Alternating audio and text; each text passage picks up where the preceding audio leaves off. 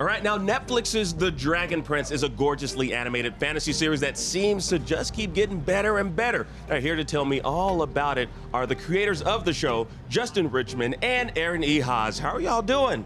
Fantastic. Really, really Thanks good. for having Thank us. you. Yeah. So, what can fans expect from season 4?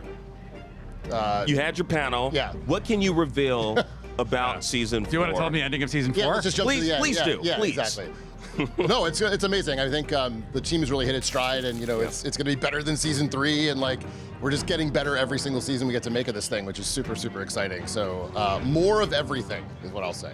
What would you say? And we revealed a time skip. Yeah. So of revealed time course, skip, yep. characters are older, so the new, exciting. I think I heard someone call them glow ups. Glow ups, yes. Of our characters. Yeah. But along with the characters growing up, I think the story grows up. It's more sophisticated. It's a little more, it's still the same amazing show that it is for everyone who it's for, but I think it's a little deeper and heavier.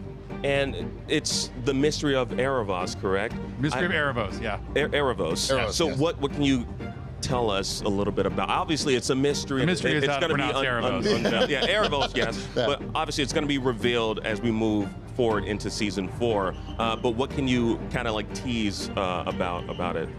We started teasing Aaravos in the first seconds of season 1. Yeah. So the beautiful, deep baritone voice you hear narrating and framing the world of Zadia is in fact Aaravos. And some of that is the suggestion that a lot of the mythology, a lot of what we've learned about Zadia and the ancient conflicts and the things that have happened are either being explained or are caused or interpreted through some lens of Aaravos. So there's a lot of kind of deep mythical complication with this character who we've always portrayed as sort of a Lucifer slash Prometheus, yeah. right? He's very interesting. So a lot of this is our characters starting to unravel a deep centuries old and even millennium old mystery.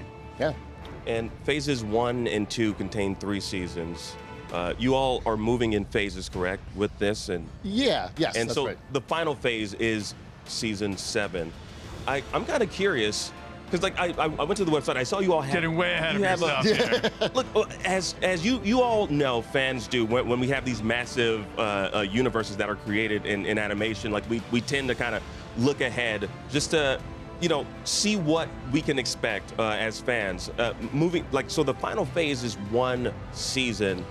Actually, we're sort of seeing this 4 as all sort of a piece of that one Empire phase, I guess, Okay. is what sort of how we're looking at it. So it's a continuous story all the way through to 7, and then I think it's a great ending. We're getting there. That's the thing. So I'm kind of curious. Like, are there any plans? Because there's so many, there's so many characters. so now are we're there any getting in plans of like a spin-off or potential? Is there any potential for like? Oh, spin-off absolutely. of Yeah, the I mean, characters? there's a character we've laid in that we care a lot about, the Orphan Queen, who is Ezrin and Harrow's ancestor, who played an important role, who actually interacted with Aaravos way back when in an interesting way.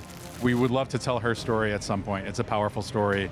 But moving forward, we're building this story epicer and epicer. We have an intention for this arc of the saga, but we really do think of it as a saga, which is to say we see these characters grow, we see and understand the world in a deeper and bigger way, and we do have thoughts on how that will go in the long term. It's hard to, you don't want to like reveal or tease too far in the future because people have to wait so long that you want to just almost focus on like, hey, really satisfying, amazing things are coming now, and but yeah, we're always laying the groundwork for our real fans to experience this really huge the world of Zadia. Yeah. How do you feel about like fans doing essentially what I'm trying to do right now?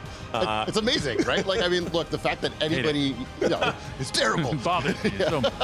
No, it's amazing that fans are so into the show that they're willing to like go into every single piece of footage and like tear it apart and like make conjectures, and sometimes they're super close and sometimes they're like way off the mark, and like it's just super fun to see that, and we love interacting and seeing the fan fiction and all the stuff that comes up online and all that stuff.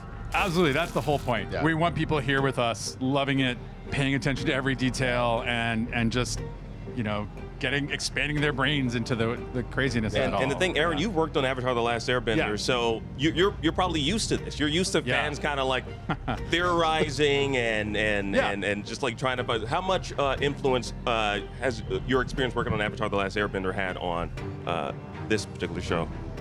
So in a lot of ways, initially with Netflix, this was, the first day we were talking about it with Netflix, they were like, we want our Avatar: The Last Airbender, you know?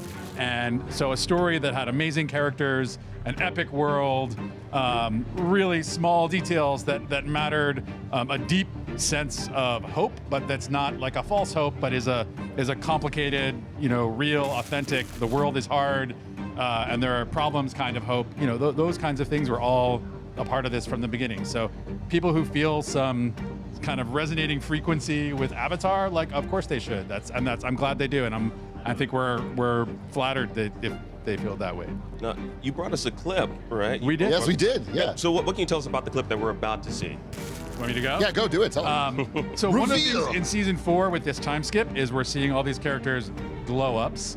But we're also introducing some new characters, and really amazingly, we're introducing someone to the main cast. So an all-new character who is amazing and is immediately being kind of joining these great characters people have loved for the first 3 seasons. And this is a character, Terry. Terry, as you'll find out, knows Claudia, but I'll say that he plays in the world with Claudia and Viren. And I want to shout out the actor who plays Terry, Ben Collins, who is phenomenal, who came into this challenge of kind of elevating a main character role right away with Jason Simpson and Raquel Belmonte, who play Claudia and Viren. These powerful presences that are such presences. And Ben just came in and is a presence and is amazing and is funny and vulnerable and emotional and powerful. Great. And we love him, and we love Terry, and that's the intro. Yeah. Well, I know fans are super excited for it. Well, thank you both so much. Now, you can binge watch every episode of The Dragon Prince on Netflix and get yourself all caught up before the new season drops. And if you can't wait that long, well, you've been good. So here's an exclusive clip from the new season. It's hard to imagine things getting any worse. Ugh, I know, right? Oh, wait. One more thing. I almost forgot. I want you to meet my new boyfriend, Terry! Yes, hello. The name's Terry, like she said. It's short for Terrestrius. Very traditional Earthblood elf name. Bit old-fashioned, but my friends call me Terry, and you can call me Terry. May I call you Viren? Lord, Sir Claudia's dead? Very well. Anywho, your daughter's amazing. I mean, you know that, you're her dad, and, she brought you back from the dead. Wow, right? Well, trees to meet you. I think it went well.